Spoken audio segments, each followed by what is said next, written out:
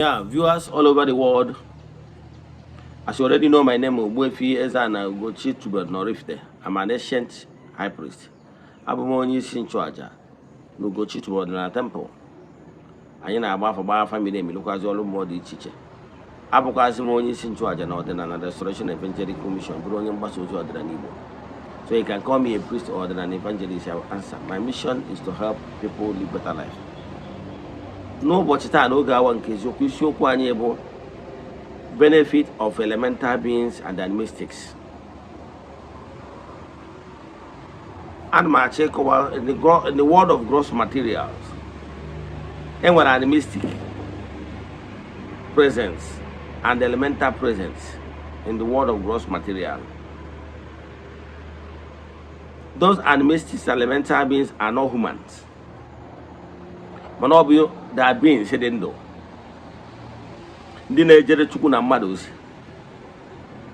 If you build personal relations with them, you will be favored. Maka na ọtụtụ mgbe ihe a na-afụ na-aga beyond ihe gị nwa bụ mmadụ na-afụ, unless he is spiritually awakened. Man, about they draw spiritual awakening, most times you will not be able to see what is happening in the other divide. And if you are spiritually awakened, and when you can go through so many things, and I many in the one more. Some people with the ability, if those things when with their crow eyes, when they are awake, for them wake up by trance, for them what ability if when they are already gone to sleep. And upon dreams. Here and there we high again never. But before we dive into today's lecture, important announcement. One day child of the temple, Echefuna, Naja, na annual festival na 15th September. Atranya no now child of the temple, Eze-Ana. Whether may I be on the be chat on the WhatsApp, and what he was remain. Then, cause of Echefuna Naja and I took one.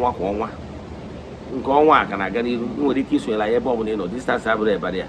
I am a literature agile. We have got 4 years now. We have massive testimonies, but we don't show them on social media because of the height. But I can tell you that you go to way one day to walk.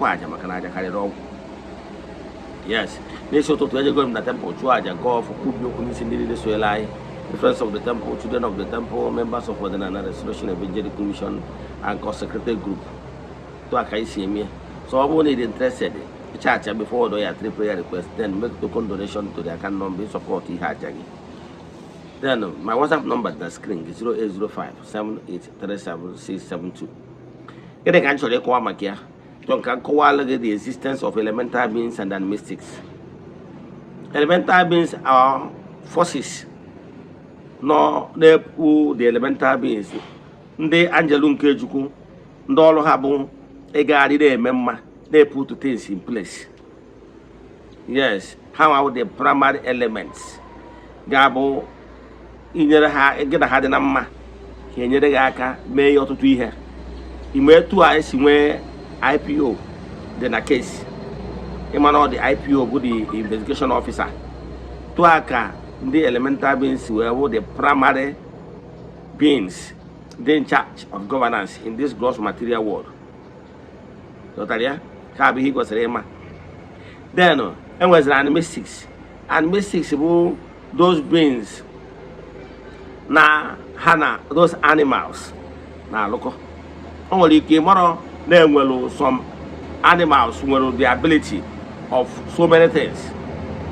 And will some animals will the ability, if more, they can dog, horse, and etc. and those. Come at I would in a Bible where malo at. I call Anya come where to Solusi Achoko Jebe the Antioch. Would you send them mother? I will call I to Suega where Putanos or that like story in the Bible. Catch on me, Jackie, when I'm here. We are told to an angel of God who will put you also where prevent here from a forge ahead. They can cause you welcome. We are told na horse no we be an be a gadam. Both away for that angelic force. Mana soul no we and we care fear. Ka we point to go serege Now, woman with the ability, if for certain things ahead of humans. Do you know the presence of animals na your compound will ihe on like dog? Me and you understand the ability of dog. That dog has the ability to see some elements. Oh, yeah, but I dog when you go to big on what you hear in the land of the physical. Man, on the movement of the elementals, beings, and then mystics. So you have to know what you want to do you know that having cat in your compound will it repels negative vibrations?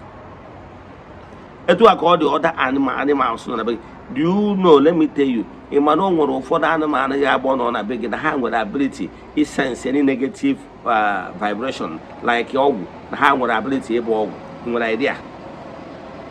A man or cook where he can obey an apple or cook abuke. A man or cook now on a gonna compound to go na Eze-Ana. Good idea. I don't come with those physical things we are malad. However, because you don't spiritually awaken, they have those things can remain in the spiritual realm.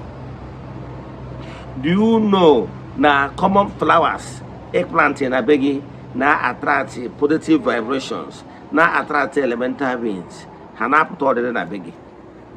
And of course, the mystics and the elemental beings in up already will go see Hannah, go see a bound before Hannah. Example, you know that the story of Abraham in the Bible. It was when some visitors offer no them mad Hanaga, or where and then him. They don't know where them known the candy see a bedjanya. Only be another Bem Kunus wake. We were told that story, and talking with that story in a Yawahan Nakology. We were told them habits in a beer. Makana bata obio nelaha. However, for so born on the Awesi, Maki in the Tarayanya. Gosianya Funanya, Kaye Goswag Funanya. However, Eze-Ana by this time next year, and I won't get Kurunwa. On what he now. Only home over email or more goes here for Nanya, Ghana Guinea. A 2 hour course where now being one of those animals. Now begging. What are the meaning of having them around? Nay, goes here for Nanya. Hanaras, I don't know. Mother, you feed them, show them love. The same way, when we have these natural flowers in our compound, what they have are alive, but we show them love by nourishing them, by watering them, and rest of them. By email her and there, where you keep a wound like feeding them or watering them. As case maybe whether more animal feeding them on their flowers, watering them. By helping them to get those things. Where you keep a wound because those animals are there with farm. Your dog don't have farm. Your animals don't have big game on a farm. Ever had a dear goody had so I'll go up with mother with the owner. Where the responsibility that he had a mechanic or ubo. Now in return, because every action will equal reaction, in return, how will assist to work again. No work when I'm more your chuku or gosiegi, your no more doors on the area of Wayaka Gosiegi. Madame will leaking what idea.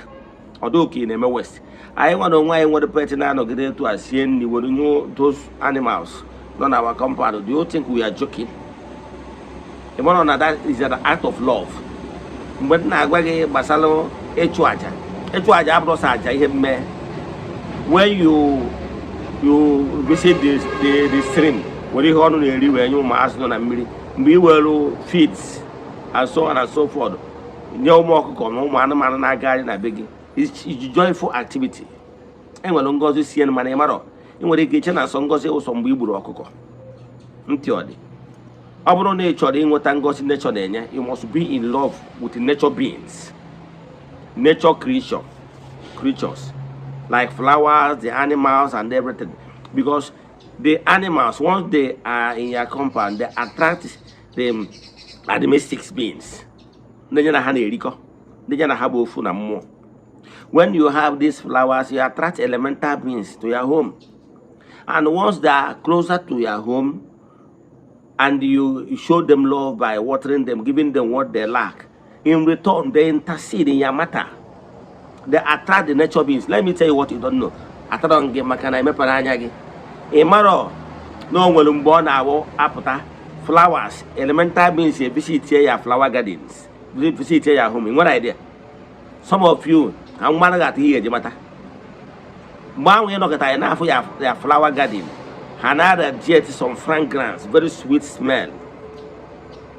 One we look at the Fukahanami fruit flowers. If we see a butterfly, some incense, they are visiting those flowers, and then happen, then happen, and then happen, then happen. If for some beautiful butterflies, they visiting their flower garden. It thinks that they are a joke. Those flowers say in our forward the symbols of the elemental visits.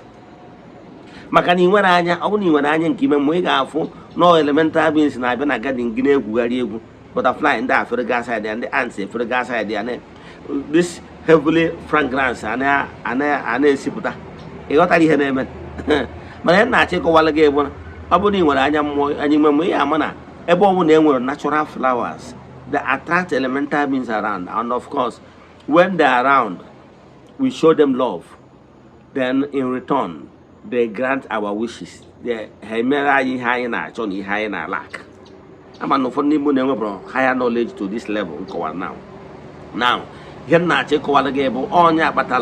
now, have you asked yourself why some people who vegetarian how they but that they observe nature, they fall in love with nature beings and creatures? Why things are moving for them? Have you asked yourself this? So, Igbo spirituality is a comprehensive one. Igbo spirituality, because spirituality is one. Yes, comprises both white altar and blood altar. And the white altar comprises the nature forces and nature beings. But I understand some of the people in Igbo spirituality have not gone actually spiritually deep to activate the inner being. For the name match and our jetoji, hot hang more the ends there. Igbo spirituality is far deeper than what you thought. Do you know why I came to Igbo spirituality? Because I understand that Igbo spirituality is depressed. Because Igbo spirituality gave you room for the blood and white altar and the cognition of nature. Yes. Chat me on WhatsApp 0805783762. So that you can do some. Let us pray. Ekwem na Chineke. Ekwem no di ihe siri m ike ke Chineke na-apụghị. Ezi m ụzọ m ga-esi luwo ya n'ihi na ọ mazuru ihe niile. Obi m siri ike na Chineke emeworo m ya gazie. May the blessings of Chukwu pụrụ ime ihe niile be with you all. May you be protected, may you be blessed now and forevermore. Ya gazie, udo dịrị unu.